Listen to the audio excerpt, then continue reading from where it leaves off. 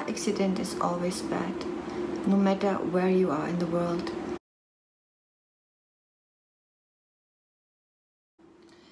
Well, here in Japan, I found out the hard way that here you are at fault even if you're innocent.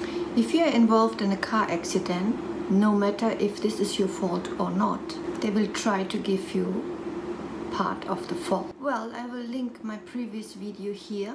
Watch it to be up to date.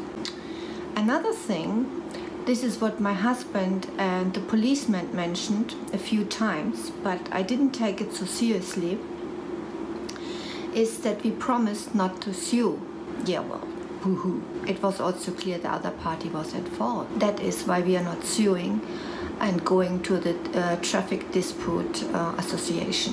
Long story short, on the 14th of August of this year, I drove along a street in a small village on the coastline of Japan, and another car bumped into mine. This car was after I passed the car, by the way. So I passed the car and it bumped behind left into my car. My speed was only 29 km/h, and I just dropped off my husband at the train station and was on my way to the gym.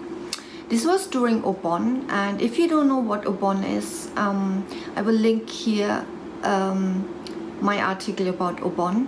What is worth mentioning, the car drove out, reversed out, but you couldn't see a backlight or brake lights or an indicator that it wanted to go out on the street. It was maybe a dimmy light for showing that it reversed, but I don't think so. And therefore I'm 100% sure that it was not my fault. So the insurance company came back and said it is 10% my fault because I had time to react to the car within 2 seconds. We argued this and sent this case to the the Japan Center of Settlement for Traffic Disputes. This is a link to the website. The appointment was on the 28th of September at 3 p.m. The letter told us that we should be 15 minutes earlier there. The office was in the 25th floor beside the Keiyu Hotel Plaza in Shinjuku, the building called Shinjuku Monorise. It had a tall silver, it looks like a fountain pen on the corner of the building. It was like some art exhibition. My husband and me were pretty excited. We had a big folder with us proving that we were not at fault. We were under the impression that the person we meet, a lawyer, will help us dispute this. Far from it. Well, first we had to register at the entrance. 2 plain grey school tables stopped us to go further into the office. The clerk asked us what we want. She listened to our case why we disagreed. Well, I think she was a clerk. Then we had to wait in a waiting area with very uncomfortable beige chairs. No whisper, no conversation. Everybody was silent.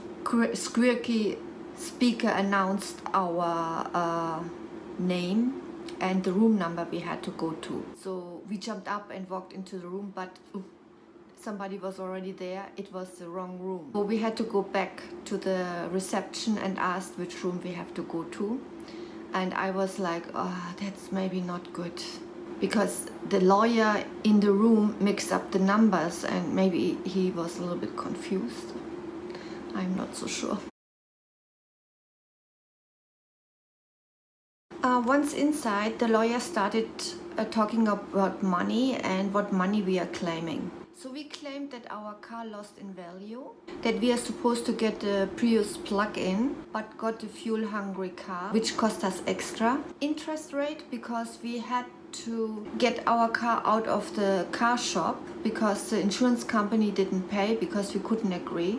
So we paid around 650,000 yen or 630,000 yen. This took a long time with the money, and I asked my husband when we start talking about the actual case that it's not our fault. So my hubby said later, but the lawyer never talked about it or just showed us this paper here. We didn't talk about the lights or anything. Instead, talking about the case, he asked us now to leave after we explained all the costs. We returned to the waiting area, waited for maybe 5 minutes. Then the speaker again told us to come in to the room, again announced the wrong number. So the lawyer talked to the insurance company and told them about our claim. So the lawyer told us that the insurance company disagreed to our claims and is willing to pay the original money of 90% and nothing else. So 90% from repair costs and rental car. And I'm just speaking about our costs, not including the repair cost of the other car.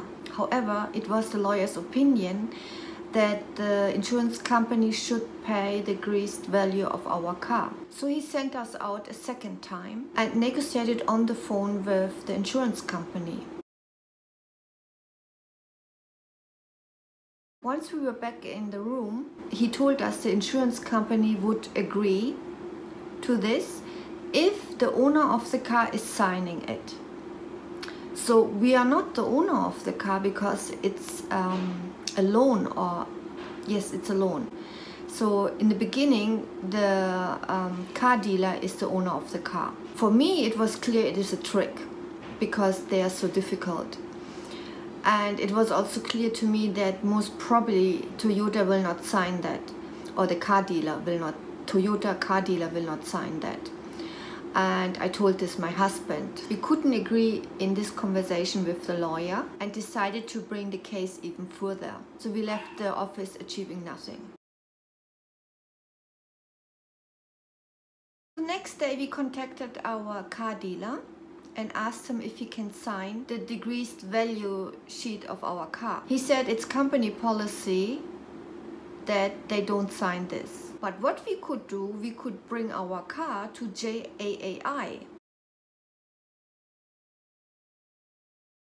Wait a minute, I have to read this, it's quite long.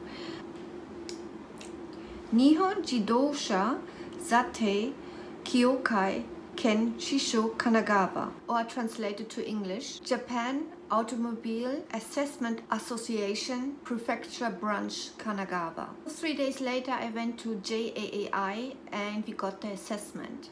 Exactly the number we calculated, it was 130,000 yen. It cost us around 7,400 yen to make the assessment.